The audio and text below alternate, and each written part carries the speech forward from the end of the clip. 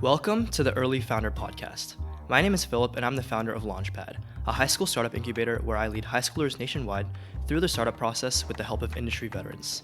Along this journey, I was curious to see what makes an entrepreneur successful, what traits, experiences, and habits they possess, especially while they're young.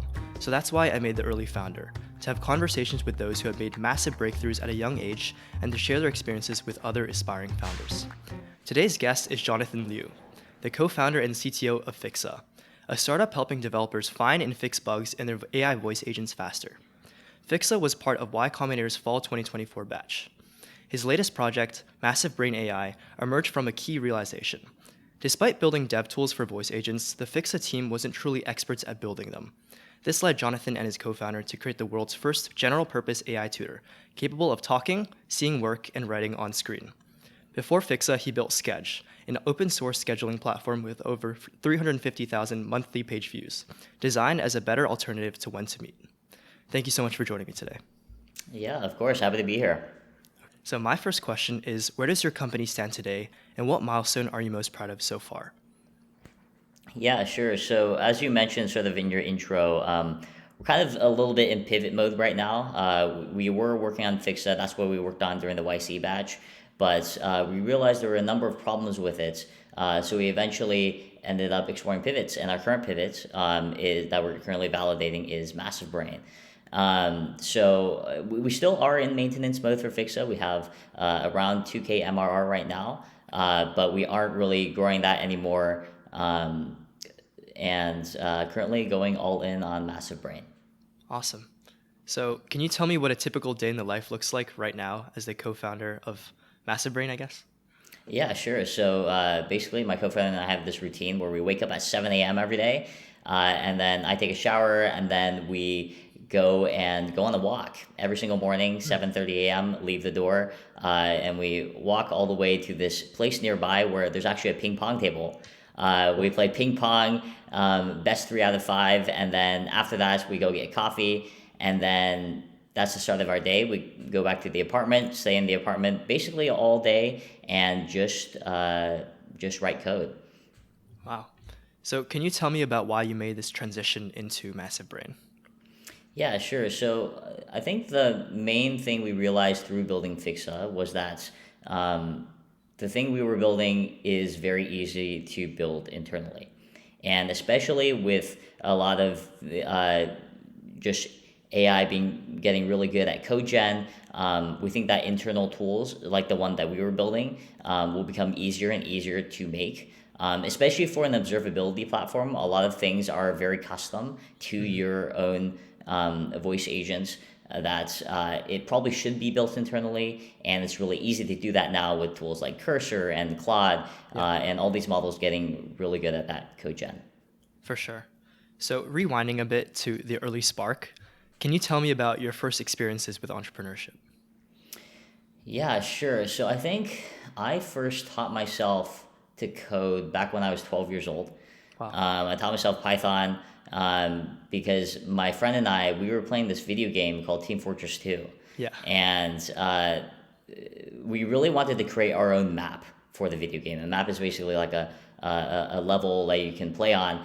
And in order to create a map, we needed to learn this really complicated tool called Hammer. And we tried learning Hammer. It was really hard. But we were like, okay, if it's really hard for us to learn this super complicated tool, why don't we make it just much easier to create maps without having to learn Hammer in the first place? So we taught ourselves Python to be able to create this tool that made creating maps for Team Fortress 2 really, really easy. So we did that, launched it, got several users, and I think that was the beginning why I really got interested in entrepreneurship, because I realized that you can just build things and to solve your own problem, release it out in the world, and get actual people using it. Yeah, for sure. I would say you're the definition of a serial entrepreneur. So can you tell me about some of your previous projects? Yeah, sure. So I've worked on various projects throughout the years. I think my first serious project was probably something called Intellecture. It was something we built at a hackathon. We ended up winning first place at that hackathon. Wow. And decided on continuing it.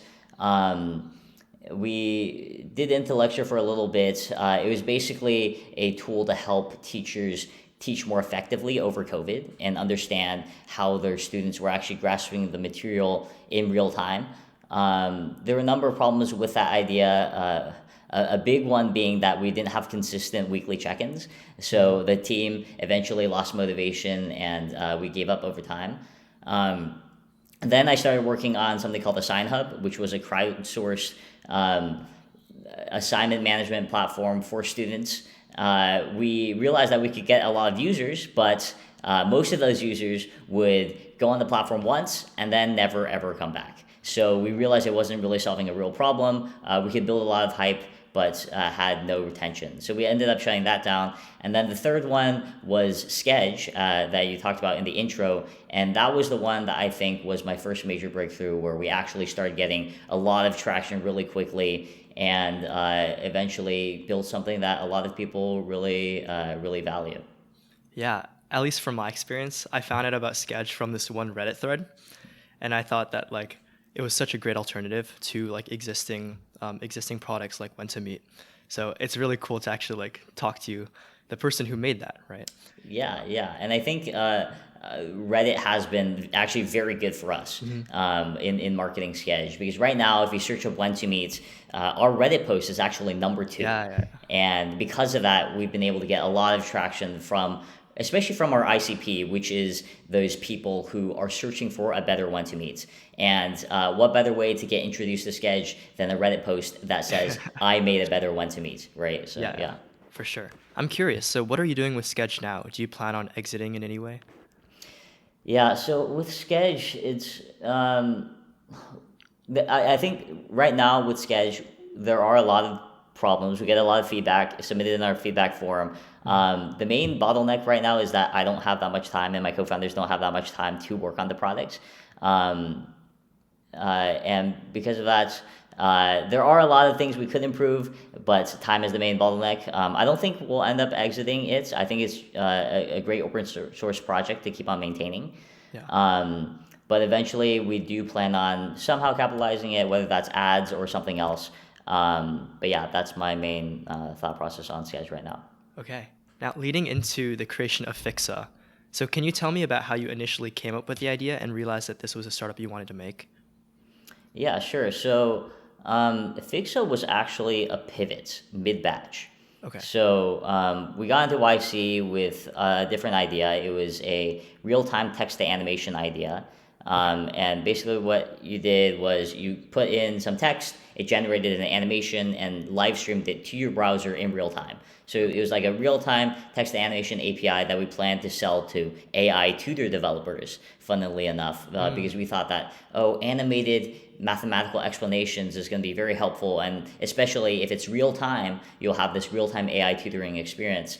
We got into YC for that. The very first thing that our group partner told us is, hey, this market size is a little too small. You should probably work on something else. So we eventually moved on to a commercial real estate idea. Worked on that for 4 weeks. Found it really hard to actually go through the sales motion for that. Eventually, didn't even get a single customer by the end of 4 weeks. So we're like, okay, demo day is in 4 weeks. Maybe we should start looking into other ideas. And my co-founder and I, we actually came from a voice agent background. At a previous company, we were working on voice agents. And we knew that testing was a big problem because we had manually tested our voice agents. Just calling it and talking to it, and it was very time consuming. So we were like, okay, we know this is a problem. Why don't we just build this? And then we built it within probably 1.5 days for the basic MVP, launched it, and got our first customer within 3 days. So I think that was some validation that people really needed this. And we had gotten our first customer within 3 days, and for the commercial real estate idea, we didn't even get a single customer. So that was some initial validation that prompted us to continue working on the idea. Yeah. So can you tell me about the process of applying to YC itself and why you decided to apply? Yeah, I think applying to YC was always on my radar. We had actually applied to YC twice with Schej, didn't even get an interview. But I've always really wanted to do my own thing. Like, I've worked in big tech, a few times, and I always realized that I would be going to work for like, I don't know, your standard 2 to 3 hours, and then coming back home and then working on Schej for 8 hours every single day. So it was just, something was wrong. I was spending way more time working on personal projects than actually doing work stuff, because I just had so much more intrinsic motivation working on my own stuff. So I was like, I really enjoy working on my own stuff. It's what I'm most passionate about. And I think YC gave me the option to be able to do that, and that's why I applied. Yeah. So tell me about your experience in the YC batch. Was it helpful for you? Yeah, definitely. I think YC really curates this really special community of builders who are really passionate about building their own startup. And I think you meet probably some of the smartest people you'll ever meet in your entire life in the batch. And a lot of what I see is just you grinding away on your startup. But I think there are a lot of really cool events every single week. Like Sam Altman came and talks and did like a coffee chat style interview with Gary Tan.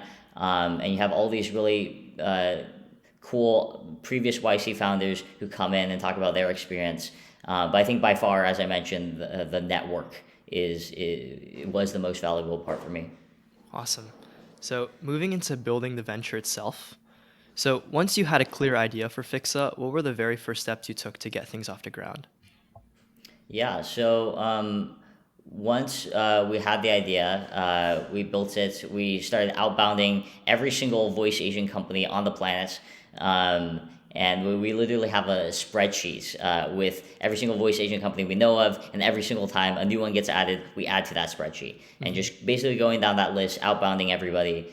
And that's how we were able to get our first 2 customers super quickly, because we just kept on outbounding them. And eventually some of them responded because they faced the real problem. Yeah, definitely. And now moving into your pivot, right? Yes. So when did you decide that you had to significantly change your direction, and how is it going so far? Yeah, sure. So I think we were able to get a lot of traction really quickly, but then we kind of stopped growing. We stopped growing, and people stopped responding to our outbound messages.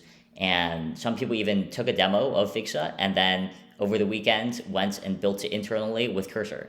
So there are a number of incidents that led us to sort of realize that there was no real long-term thesis for Fixa as a company, and that maybe it's time to start exploring other ideas. And as you mentioned at the very beginning, it was also due to the fact that we hadn't really built our own voice agent in a very long time, so we didn't really understand the problems anymore, especially because building voice agents is a constantly evolving space.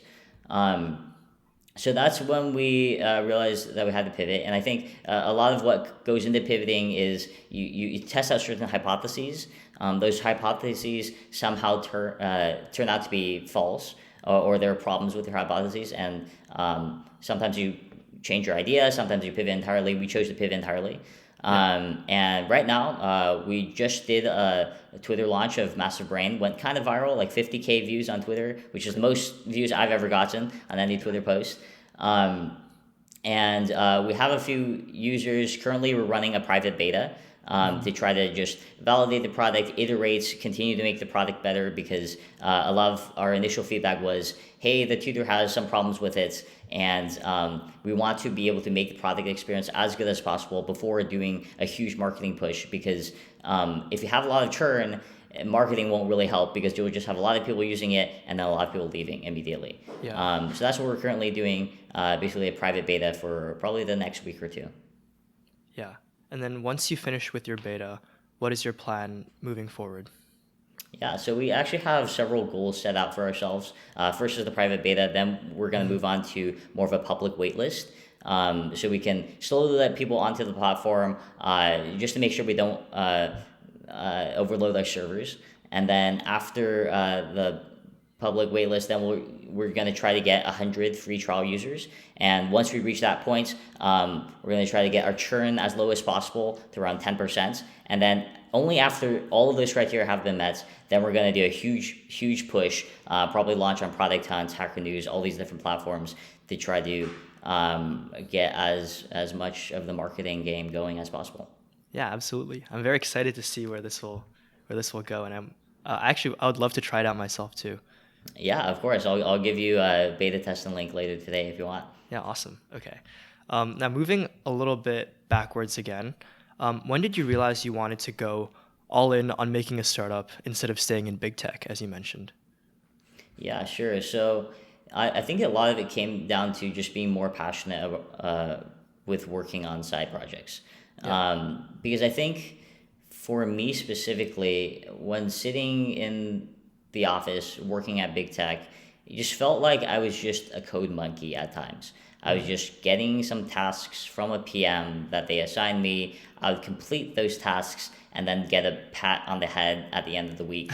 Hey, good job, you completed your tasks for the week. So it just felt like a lot of meaningless work in a sense. I wasn't really motivated to do any of it. It was given to me by somebody else. But I think being able to work on your own personal thing, you have a lot more agency to set out your own goals, be able to determine your own direction for your products that you don't get in big tech really, unless you're high up, I guess. But even then, I just felt like I had so much more intrinsic motivation working on my own stuff. And because of that, I felt like the quality of my output was way higher. Because Yeah, if you're intrinsically motivated instead of extrinsically motivated by like money or whatever, you can 10x, 100x your output. for sure. And on a separate tangent, like you're still relatively fresh out of college, so have you faced any unique logistical or personal challenges because you're so young? Because I'm so young, I don't think I have really experienced that many roadblocks just yet. Um, and I think at least what matters for us, or what matters for me right now, is just being able to build as fast as possible and ship the best product as possible. And I Yeah, don't think that is really dependent on your age. I think for sure. anybody, no matter what your age, if you're just really good at building stuff, uh, age is not the limiting factor. Definitely. Have you viewed age to be an advantage in any way? I think there are some advantages with being very young. Principally that maybe your mind isn't fully developed yet. Your brain doesn't fully develop until you're like 25. So you aren't necessarily hard set in the ideas you have. So there's a lot more personal growth that can happen. And your ideas can change over time much more easily. Yeah. So moving on to some challenges and breakthroughs. So I would say for a company like Massive Brain, there's naturally some pretty intense competition, right? So what's your secret to standing out or differentiating your offering? Yeah, I think so. Yeah, AI tutor markets. A lot of people have this idea, Mhm. and I think one of our primary competitive advantages is that we are building on the frontier of what's possible right now. Yeah. Multimodal AI models are just getting good enough to be able to look at your screen and listen to your voice and be able to respond with very low latency. Yeah. And because of that, we're building on the models when they're just getting good enough, and therefore we're building something that might not even have been possible like a month ago. So I think because of that, we have a huge advantage in that respect. For sure. And since you're still relatively early on in the startup process, what do you foresee to be your biggest challenges?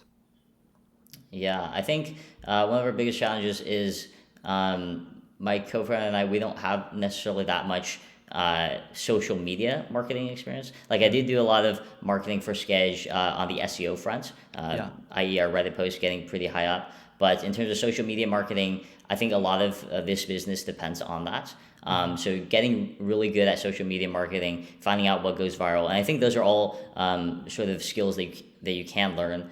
I think is probably the biggest challenge, at least right now. Yeah. Is there anything that you're looking forward to in the near future?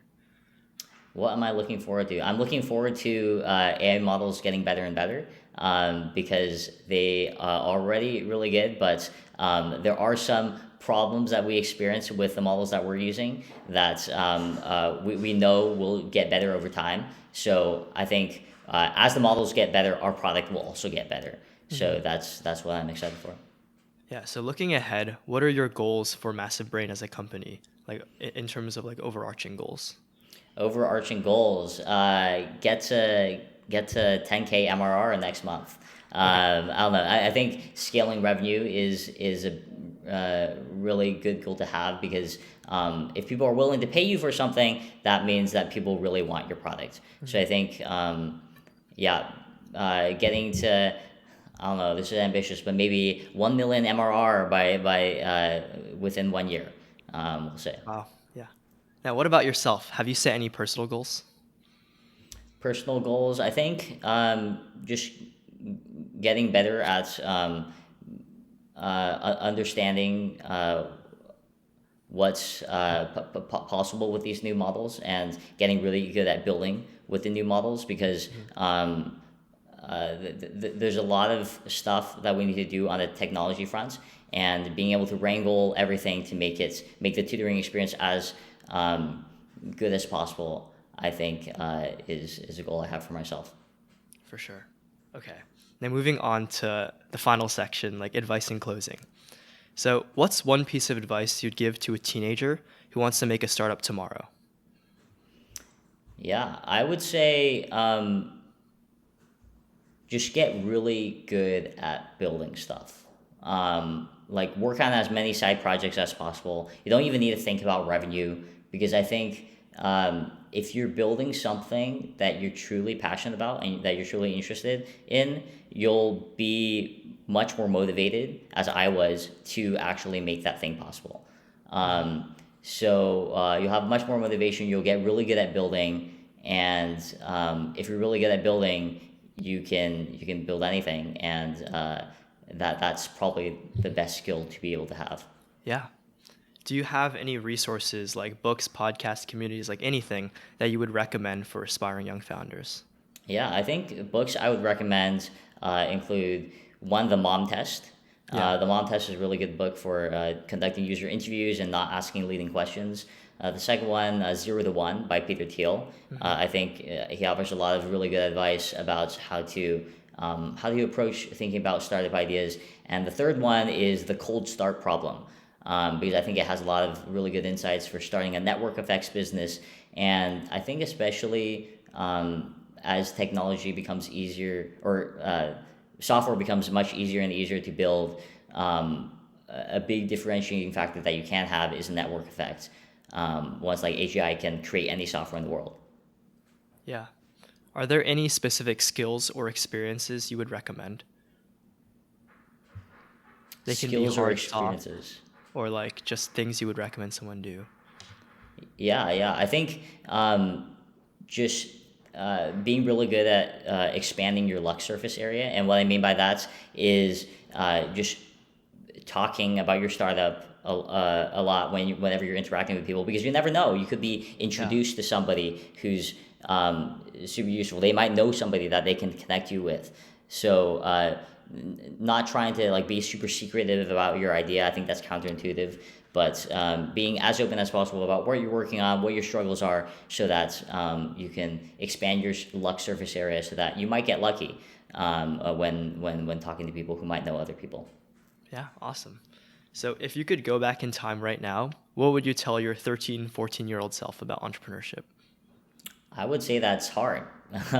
It's harder than you might think. I think a lot of people glamorize entrepreneurship, but then they start doing it and they're like, oh shoot, this is not, this is fun, but I didn't know how hard it was going to be. Yeah. So just telling my younger self that it's going to be hard, but I think even though it's hard, it's like that. I think Dalton Caldwell from YC calls it type 2 fun, where it's really hard, but because it's really hard, it's really fun. So yeah, that's what I would tell my younger self. For sure. So do you have any closing thoughts or words of encouragement for young founders? I would say you should start a startup because software engineering is just gonna get replaced if you're thinking about that. doing that, and starting a startup is the best way to add a lot of value to the world. Awesome. All right. Thank you so much. I think that's Yeah. it for the interview.